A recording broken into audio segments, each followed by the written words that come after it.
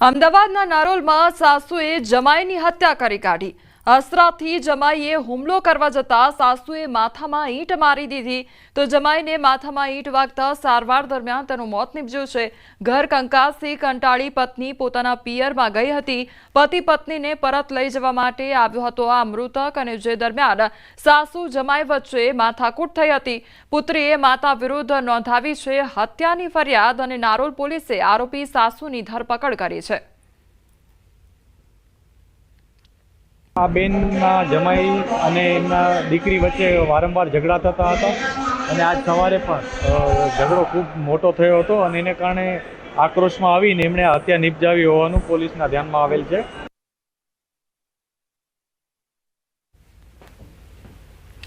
સમાચારોમાં આગળ વધીએ તે પહેલા રોકાઈશું એક બ્રેક માટે।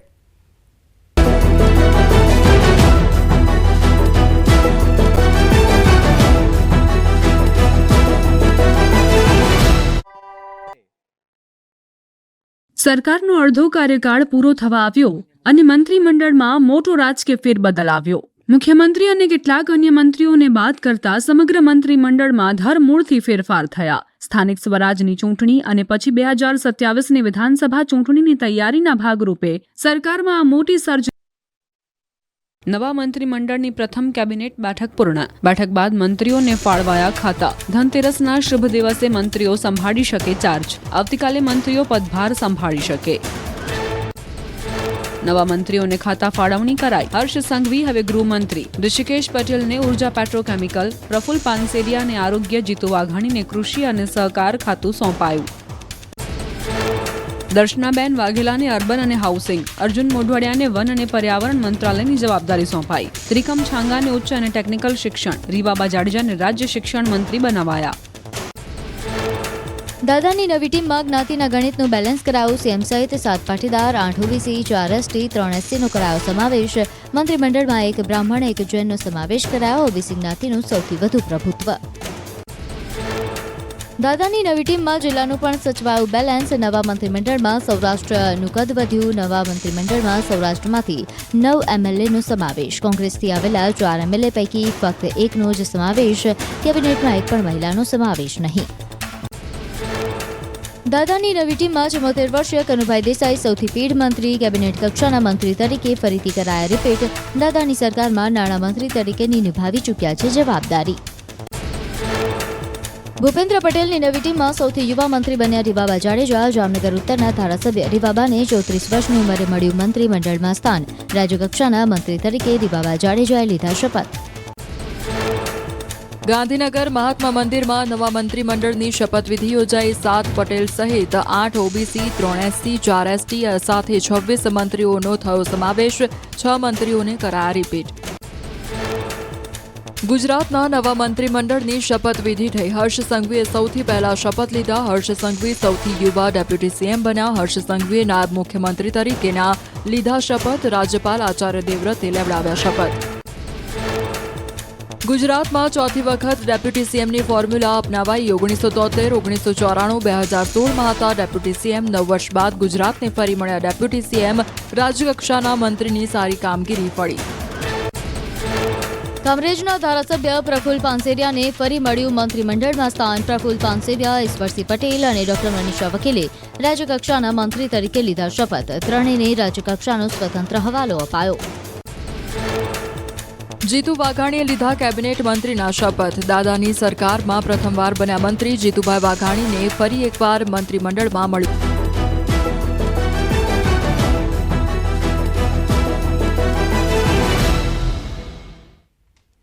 બ્રેક બાદ આપનું સ્વાગત છે। સમાચારોમાં આગળ વધીએ તો સરકારી એડહોક અધ્યાપકોની દિવાળી બગડે તેવા સમાચાર સામે આવી રહ્યા છે।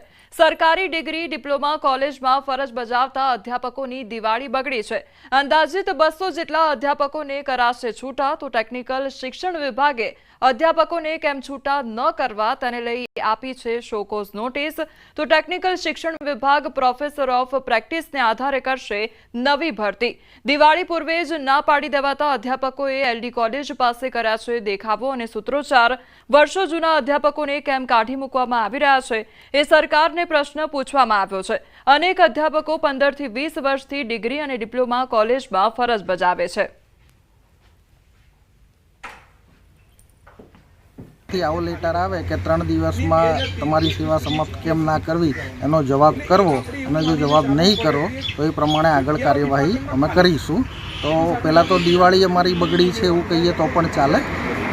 અને અત્યારે બધા જ પરિવારો એક ઘરના 4 મેમ્બરની એવરેજ લેખે ગણીએ તો 200 પરિવારોના 800 મેમ્બર્સ અત્યારે દિવાળી ટાણે ટેન્શનમાં છે. અને શિક્ષણ મંત્રીને એવી રજૂઆત કરવા માગું છું કે સિસ્ટમમાં જે એડહોક અને કરાર આધારિત જે કર્મચારીઓ છે એમની જે એજ ક્રાઇટેરિયા છે એ હવે ગુમાવી ચૂક્યા છે, કે સરકારની નોકરીમાં અથવા પ્રાઇવેટ નોકરીમાં હવે એ જઈ શકે એમ નથી. તો આના માટે કોઈ પોલિસી વિચારવામાં આવે અને અમારા જે કર્મચારીઓ છે એ કર્મચારીઓ માટે એક પોઝિટિવ વલણ રાખી અને અમારી જોડે એક સારું વર્તન કરવામાં આવે. હવે આગળ વાત કરીએ દિવાળીની મોજ વિશે.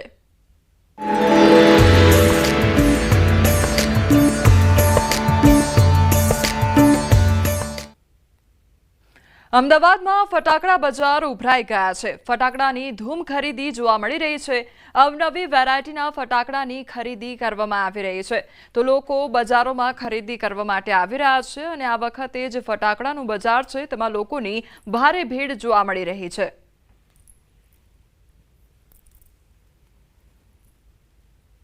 દિવાળીના અવસરે સૌથી વધારે ફટાકડાની ખરીદી હાલ જોવા મળી રહી છે.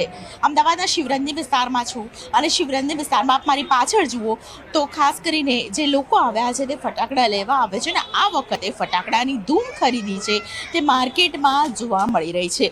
વાત ચાહે નહેરુનગરની હોય, શિવરંજની હોય કે પછી પૂર્વ વિસ્તારમાં નિકોલ નરોડા કે પછી વાત હોય દિલ્હી દરવાજાની, ફટાકડાની ધૂમ ખરીદી આ વખતે જોવા મળી રહી છે. બાળકોને અતિ પ્રિય એવા તમામ પ્રકારના ફટાકડા છે તે હાલ માર્કેટમાં મળી રહ્યા છે. ફેન્સી આતશબાજી અને મલ્ટી સ્કાય શોટ છે તે સૌથી વધારે લોકોની પસંદગી છે. આપ જોઈ રહ્યા છો ધૂમ ખરીદી લોકો કરી રહ્યા છે અને દરેક પ્રકારના જે ફટાકડા છે તેની ખરીદી હાલ જોવા મળી રહી છે. મારી સાથે લોકો છે, તેમની સાથે પણ વાતચીત કરવાનો એક પ્રયત્ન કરીશું. શું નામ છે તમારું, ક્યાંથી આવ્યા છો અને કેટલા ફટાકડા લીધા? ઓકે, મારું નામ કૃપા પાંડે છે. હું બોતાથી આવી છું અને દર વર્ષે હું અંબિકામાં જાઉં છું. અને હજુ તો મેં 1-2 વાર લઈ લીધા ધનતેરસમાં ફોડવા માટે અને હજુ અત્યારે દિવાળી માટે લઈ રહી છું. દિવાળી માટે એટલે નવા વર્ષ માટે પણ પાછા આવશો લેવા? પાછી આવી છીએ એક્ઝેક્ટલી. પાછી ફટાકડા ફોડવાનો શોખ હજુ પણ બહુ જ સેમ અને રહેશે જ. કઈ વધારે પસંદગી હોય છે ફટાકડા સિલેક્શનમાં? મને ફટાકડામાં એક તો ફૂલઝડી બહુ જ પસંદ છે અને બાકી 555 છે, મિર્ચી બોમ્બ છે, 7 શોટ્સ છે, આ બધા બહુ જ ગમે છે. બિલકુલ. અને તમને ભાવ વધારામાં શું લાગી રહ્યું છે? ભાવ વધારો ઓછો? એટલે અંબિકામાં હું અગર કહું ને તો એટલો બધો ડ્રાસ્ટિક ડિફરન્સ નથી, પણ હા થોડો ઘણો વધારો છે ભાવમાં, પણ એટલો ડ્રાસ્ટિક નથી. પણ ફટાકડાની વેરાયટી બી બહુ બધી આવી ગઈ છે. સો યસ, એક્સાઇટિંગ છે અહીંયા. દર વખતે તમે 5,000-10,000 ફટાકડામાં જતા હશે? 5,000-10,000 તો થાય જ. બિલકુલ. તો લોકો જે છે તે ધૂમ ખરીદી હાલ કરતા જોવા મળી રહ્યા છે. જે કૃપાબેન છે તેમની સાથે વાત કરી આગળ. ઘણા બધા લોકો છે જે ખાસ કરીને ફટાકડા છે તેમાં અલગ અલગ પ્રકારના ફટાકડા છે તે પસંદ કરતા હોય છે. તમે કેવા પ્રકારના ફટાકડા છે તે પસંદ કર્યા છે? ક્યાંથી આવ્યા છો? हिंदी में हाँ, कहाँ से आए हो आप? हम लोग बैंगलोर से। बैंगलोर से? अच्छा, अहमदाबाद की दिवाली इस बार पहली बार या नहीं, मैं वैसे अहमदाबाद का ही हूँ, पर मैं बैंगलोर रहता हूँ अब, तो अब वापस आया हूँ।